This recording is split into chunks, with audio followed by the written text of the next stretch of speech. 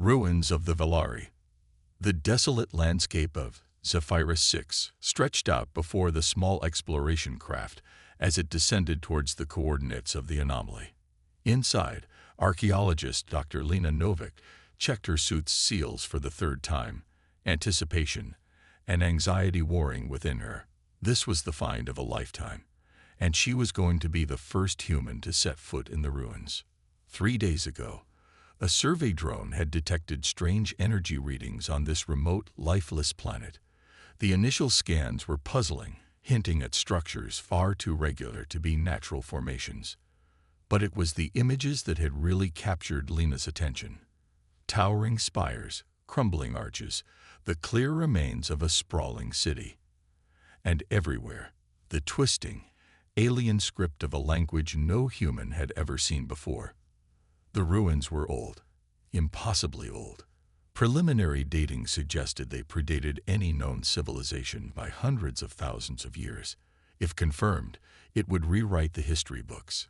It would prove humanity was not alone in the universe. Lena had assembled her team in record time. There was Marcus Quinn, her most trusted colleague, and a brilliant xenobiologist, Reina Tanaka, their tech specialist who could coax data out of the most corroded systems, and a dozen others, all leaders in their fields, all driven by the same urgent need to know, to understand. As the craft settled onto the dusty surface with a soft whump, Lena felt a hand on her shoulder. She turned to see Marcus, his dark eyes gleaming with the same excitement she felt. "You ready for this, Doc?" His grin was infectious, despite the tightness around his eyes that betrayed his own nerves. Lena nodded, not trusting herself to speak. Her throat was tight, her heart pounding an erratic rhythm in her chest. She'd dreamed of a moment like this her whole life, since she was a little girl poring over the stories of the early Martian ruins, of the first confirmation of life beyond Earth. Now she was standing on the cusp of a discovery that could dwarf all the others, the first proof of intelligent alien life.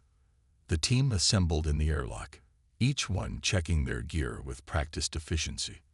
They all knew the risks. The atmosphere of Zephyros-6 was thin but breathable, the radiation levels high but manageable with their suits. It was the unknown that was the real danger. The ruins had been undisturbed for millennia. There was no telling what they might find inside. With a hiss of equalizing pressure, the outer hatch slid open. Lena took a deep breath, the recycled air cold and sterile in her lungs.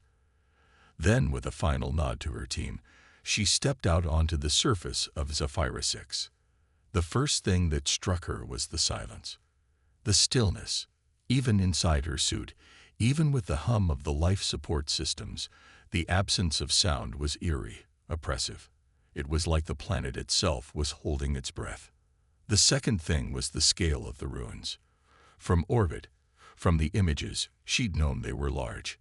But standing at their base, craning her neck to look up at the towering spires, the crumbling walls that seemed to stretch on forever, she felt tiny, insignificant. And then she saw the carvings. They covered every surface, every wall and arch and pillar. The same twisting, alien script, repeating patterns that seemed to shift and change before her eyes. It was mesmerizing, dizzying. Marcus stepped up beside her, his eyes wide behind his faceplate. "Lena, this is..." He shook his head, lost for words. "I know." Her voice was barely a whisper. "Let's get to work." They set up their base camp in the shadow of the largest structure, a looming tower that seemed to pierce the hazy sky. Reina got the power systems up and running while Marcus started unpacking the sample containers, the delicate instruments. Lena stood before the entrance to the tower, her hand resting on the cool, oddly slick surface of the stone. There was something about this place, something that raised the hairs on the back of her neck. A feeling of being watched, of some presence lurking just beyond the edge of perception. She shook it off, told herself it was just nerves, the weight of the discovery, of all the eyes that would be on them when they returned with their findings. But as she stepped into the cool dimness of the structure, as the lights from her suit played over the intricate carvings that seemed to writhe and dance in the shadows, the feeling only intensified. And then she saw the wall, the great slab of stone that blocked their path, and the writings that covered it, the warnings that needed no translation. Danger, CLD for AL time, death to all who enter. And below, a single glyph, repeated over and over, larger than all the rest. VOREDX. Lena's heart stuttered, a chill washing through her despite the warm air. Her hand fell to the plasma cutter at her belt, an instinct she couldn't explain. Lena. Marcus's voice, concerned. What is it? She shook her head, unable to tear her eyes away from that glyph, from the dread it inspired. I don't know, but I think we need to be very, very careful. Little did they know that the true danger was not in the warnings, but in what lay beyond them. That their actions would soon awaken an ancient horror, one that had been sealed away for a reason, one that would test the very limits of their courage, their ingenuity, their humanity. The Voridex was waiting, and it was hungry, awakening the beast. The wall was ancient, the stone weathered and pitted, but the seal held strong. Lena ran her gloved fingers over the strange material, feeling the thrum of energy beneath the surface. It was like nothing she'd ever encountered before, a technology far beyond their own. This is incredible, Marcus breathed, his eyes wide as he scanned the glyphs. A seal like this, it's meant to hold something back, something powerful. Lena nodded, a sense of unease growing in her gut. The warnings were clear, the sense of menace palpable. Every instinct told her to turn back, to leave this place and its secrets undisturbed. But she was an archaeologist, a seeker of truth. She couldn't turn away from the greatest discovery of her life. We have to see what's inside. Her voice was steady, belying the fear that coiled in her stomach. Marcus hesitated, his hand on her arm. Lena, are you sure? Those warnings. She met his gaze, saw the same mixture of excitement and apprehension in his eyes. We came here for answers, Marcus. We can't stop now. He searched her face for a long moment, then nodded. Okay, but we take every precaution. They gathered the team, set up a perimeter.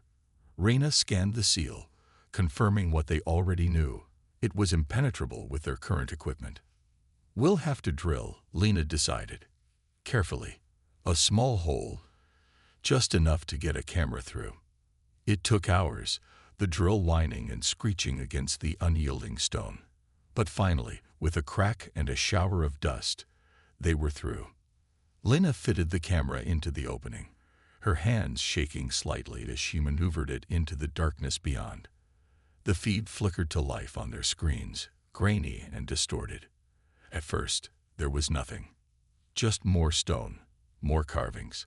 But then the camera panned up, and the air seemed to vanish from Lena's lungs.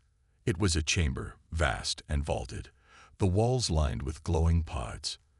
And in the center, suspended in a web of pulsing energy, was a creature unlike anything Lena had ever seen.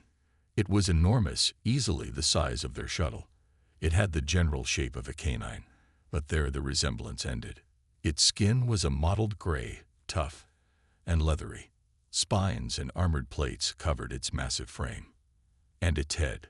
My God, someone whispered. What is that thing? Lena couldn't answer.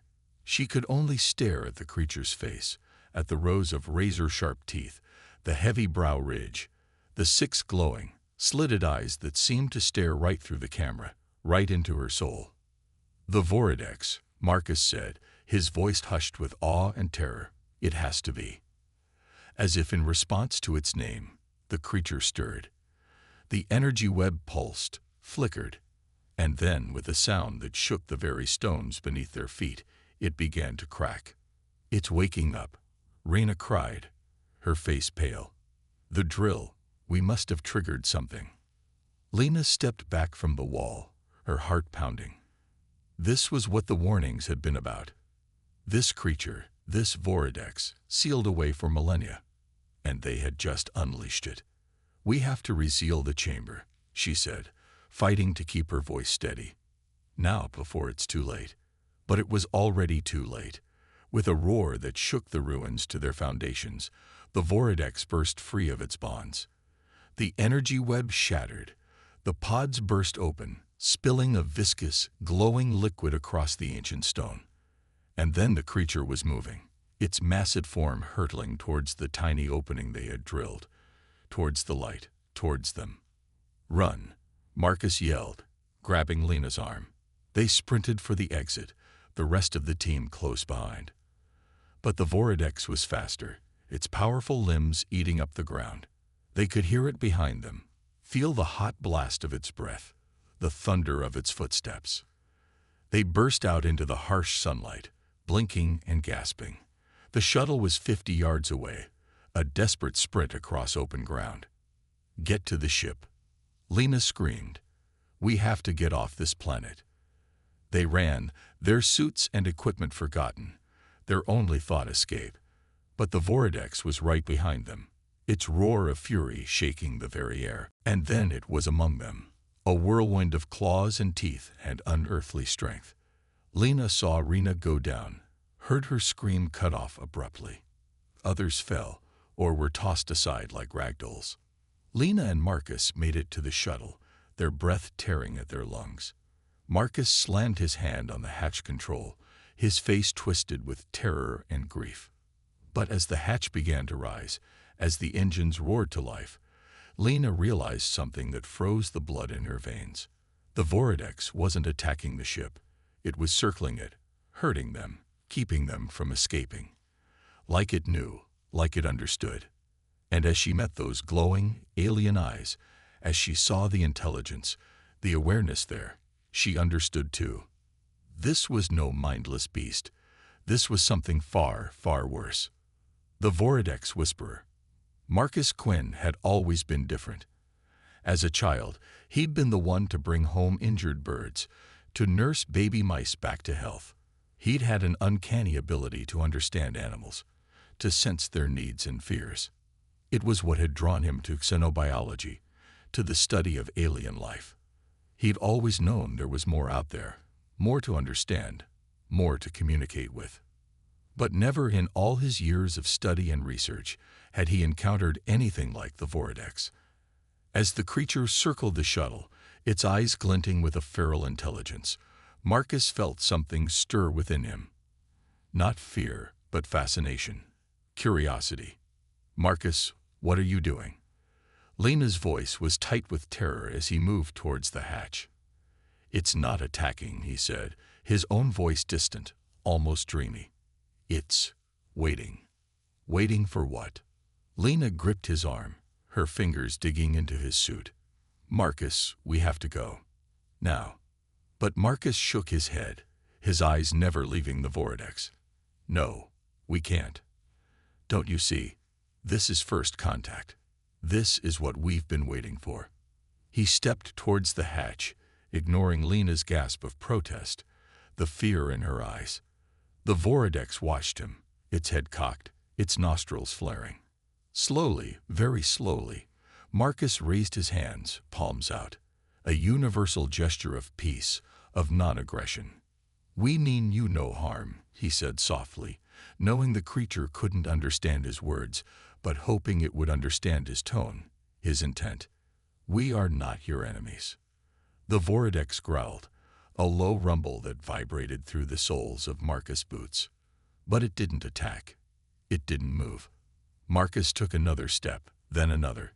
He was outside the shuttle now, the hatch a yawning chasm behind him. He could feel Lena's eyes on him, hear her ragged breathing over the comm.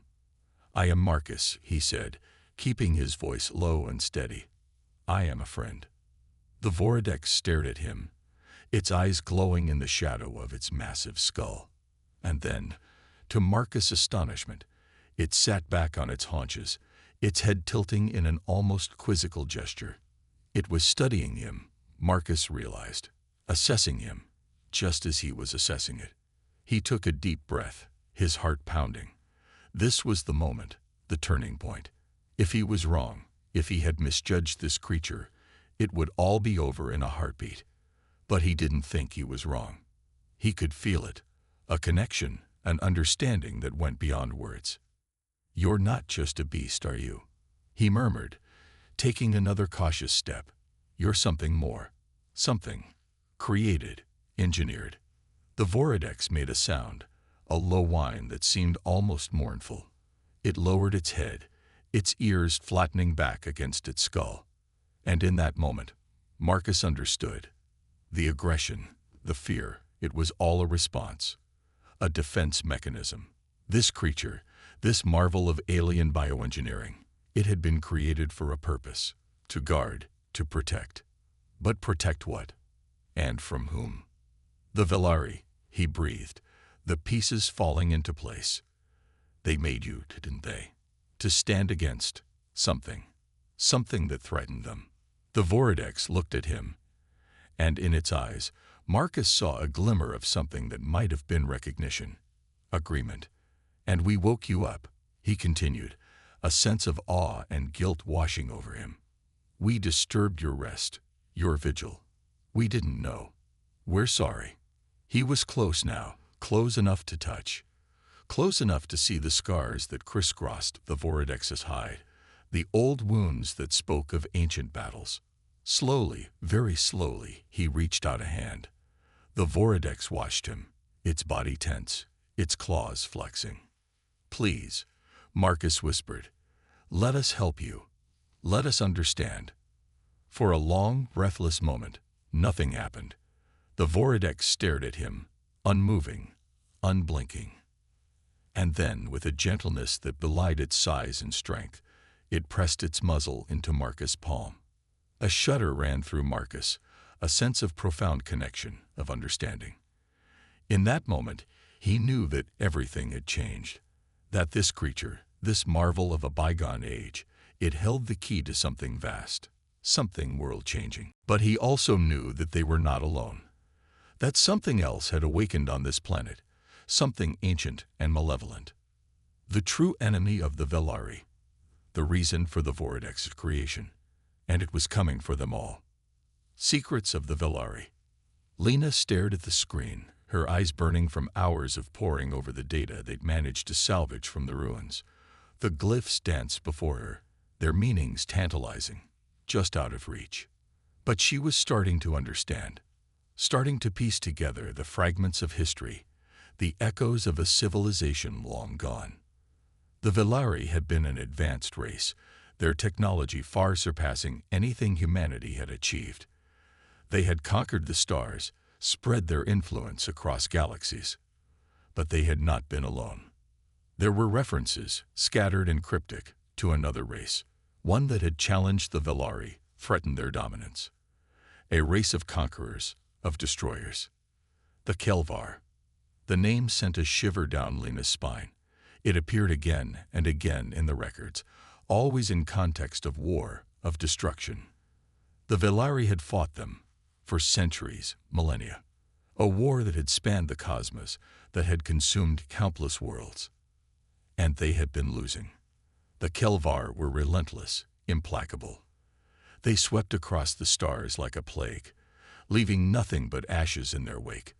The Velari, for all their advancements, were being pushed back, their empire crumbling. Until the Voridex. The records were fragmentary, the details lost to time, but Lena could piece together the essentials. The Voridex had been the Velari's last hope, a weapon crafted to stand against the Kelvar. Bioengineered marvels, living war machines designed for a single purpose, to protect the Velari, to destroy their enemies. And it had worked. The tide had turned, the Kelvar driven back. The Velari had emerged victorious, their civilization saved, but at a terrible cost. The records grew increasingly chaotic, disjointed. There were mentions of something else, an occurrence that had shaken the Velari, that had cast a pall over their triumph. But what it was, Lena couldn't say. The records ended abruptly, leaving only silence and mystery. Until now. Lena leaned back in her chair, her mind reeling. The Voridex, the last of its kind, awakened from a millennial slumber. And with it, perhaps, the key to the Velari's downfall. A knock at the door jolted her from her thoughts. It opened to reveal Marcus, his face drawn and haggard. "Any luck?" he asked, nodding towards the screens. Lena shook her head. "Pieces, fragments, nothing clear." "But Marcus," she hesitated, biting her lip. "I think we may have made a terrible mistake." Marcus sighed, rubbing a hand over his face. "The Voridex." "Not just that." Lena stood, pacing the small confines of the room. "There's something else, Marcus. Something the Velari were afraid of, even more than the Kelvar." She told him what she'd found, watching his face grow paler with each revelation. When she finished, he was silent for a long moment. "We have to tell the others," he said at last. "We have to prepare." Lena nodded, a sense of dread settling in her gut. "For what, though? We don't even know what we're facing." Marcus looked at her, and in his eyes, she saw the same fear that gripped her heart. "No," he agreed, "but whatever it is, it's coming, and we're the only ones standing in its way." He turned to go, his shoulders slumped under the weight of their discovery. But at the door, he paused. "The Voridex," he said softly. "It trusts me, Lena. It understands in a way I can't explain." Lena stared at him, a glimmer of hope sparking in her chest. "You think it will help us?" Marcus met her gaze, and in that moment, she saw the man she'd always known. The brilliant, compassionate scientist, the one who always sought to understand, to connect. "I think," he said slowly, "that it may be our only hope." And with that, he was gone, leaving Lena alone with the weight of the past and the terrifying uncertainty of the future. But one thing was clear. They were not alone. Not anymore. And whatever came next, they would face it together, human and Voridex, united against the darkness. The enemy returns. The attack came without warning. One moment, the ruins were silent, the only sound the whisper of the wind over ancient stone. The next, the sky was filled with a sound like the tearing of reality itself, a scream that ripped through the air and set every nerve in Lena's body alight with terror. She ran to the window, her heart in her throat. And there, on the horizon, she saw them. Ships, dozens of them, their hulls black and gleaming, their shapes jagged and alien. They hung in the sky like a swarm of monstrous insects, their very presence a violation, a wrong that made Lena's skin crawl. The Kelvar had returned. The base erupted into chaos, alarms blaring, people shouting. Lena raced through the corridors, her mind a whirl of panic and desperate planning. They had to evacuate. They had to get off this planet before. An explosion rocked the compound, throwing Lena off her feet. She scrambled up, her ears ringing, and stared in horror at the gaping hole that had been torn in the wall. Through the smoke and dust, she could see figures moving, shapes that were nightmarishly familiar from the Velari records.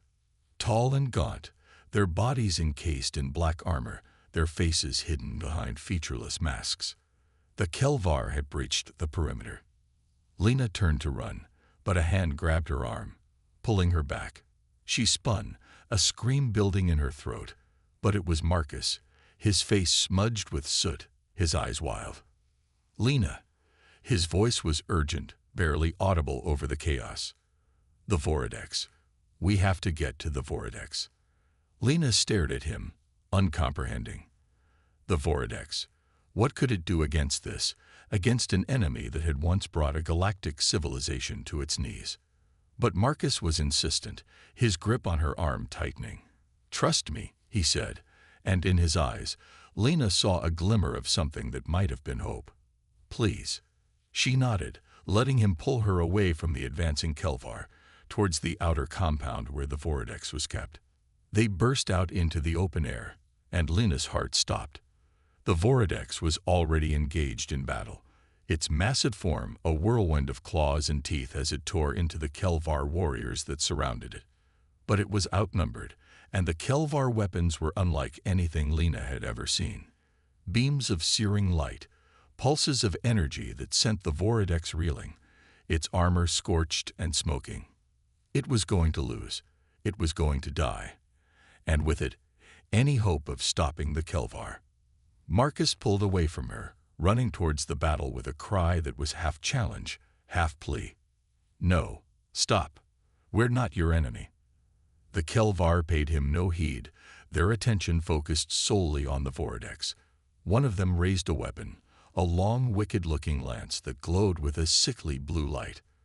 Marcus threw himself forward, putting himself between the Voridex and the lance. No. The lance discharged with a crack of thunder, a bolt of energy that slammed into Marcus' chest and sent him flying. He hit the ground hard, his body limp and still. Lena screamed, a sound of pure anguish and rage. She ran to him, heedless of the battle raging around her, of the Kelvar warriors that turned towards her with weapons raised. She fell to her knees beside Marcus, tears blurring her vision. He was so still, his face pale, his chest a smoking ruin. "No," she whispered, brushing a hand over his cheek.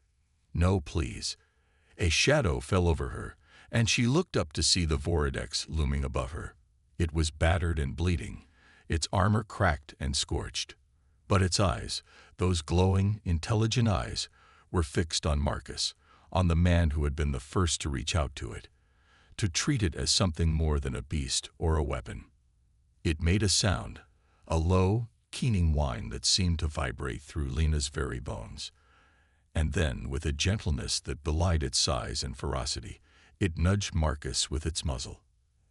As if in response, Marcus stirred, a groan escaping his lips. His eyes fluttered open, hazy and unfocused. "Wah!" His voice was a rasp, barely audible.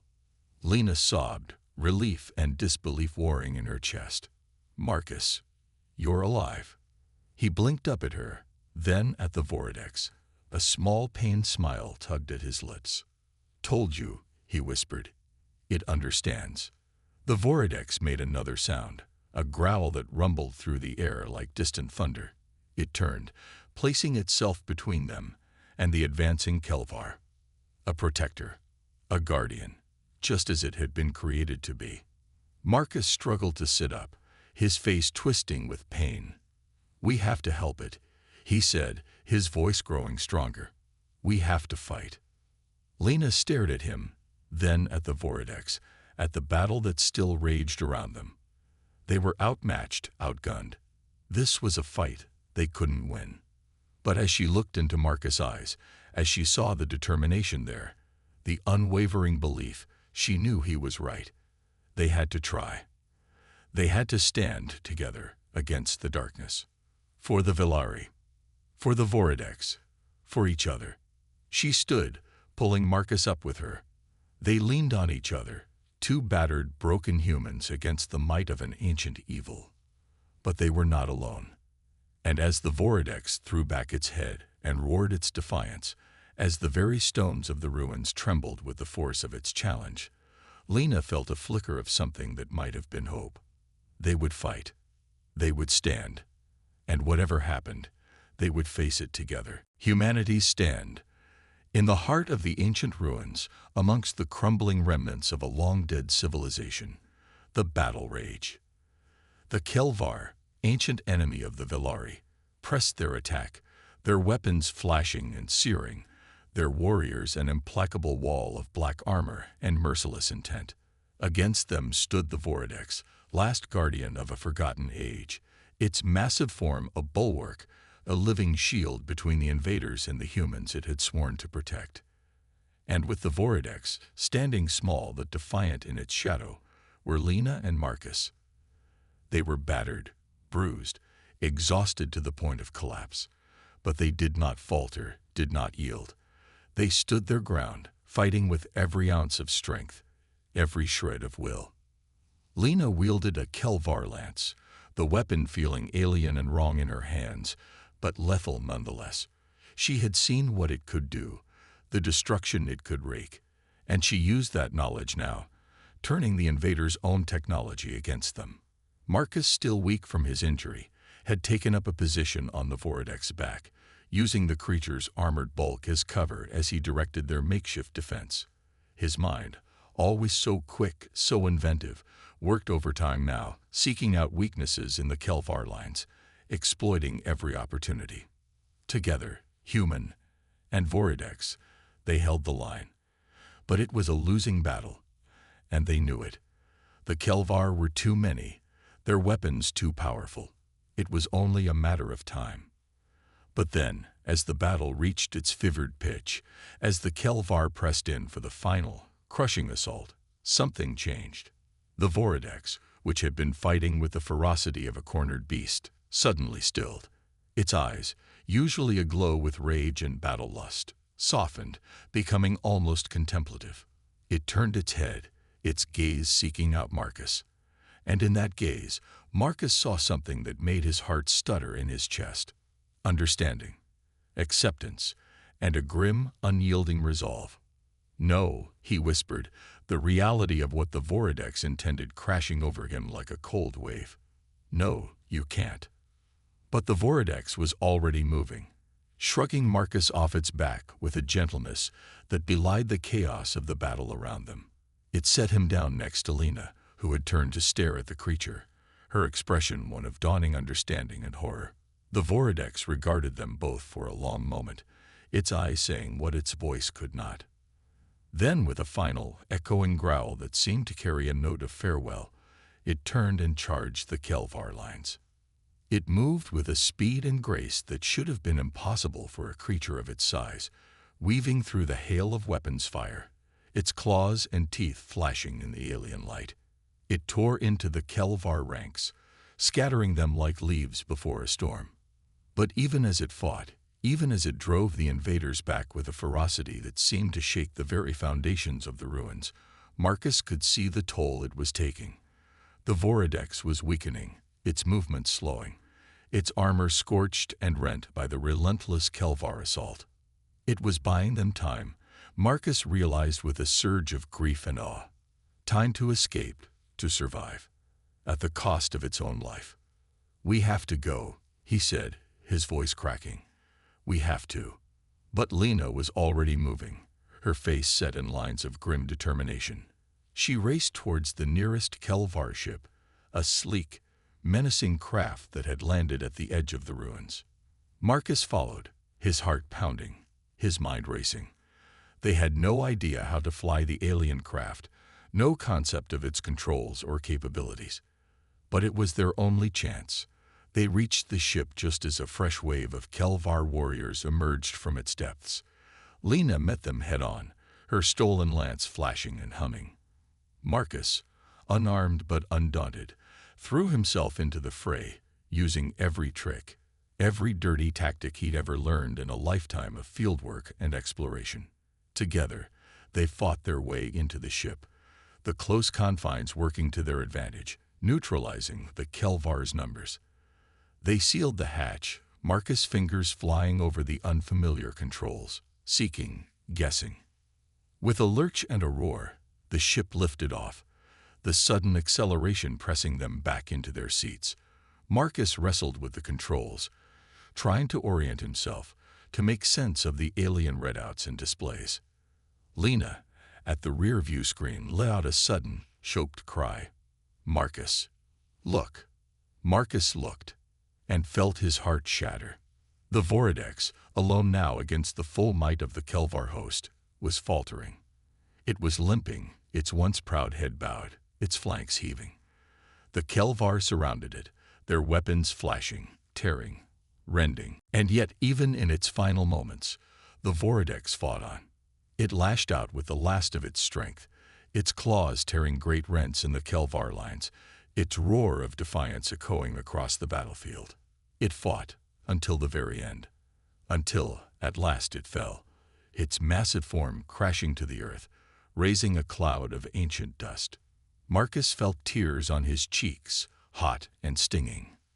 Beside him, Lena was silent, her eyes fixed on the screen, on the fallen form of the creature that had saved them, that had given everything for them.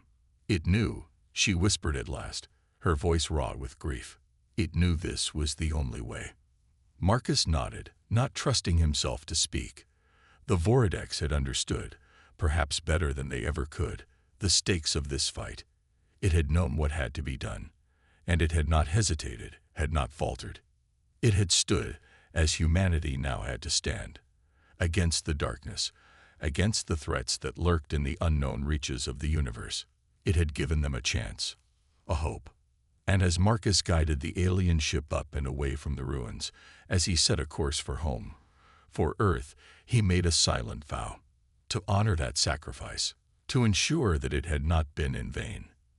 They had lost much this day, friends, colleagues, innocents, but they had also gained something, a reminder of what they were fighting for, of the courage and compassion and indomitable will that defined their species. The Voridex had shown them the way. Now it was their turn to stand, to fight. For Earth, for each other, for all the hope and promise of humanity, stretching endlessly towards the stars.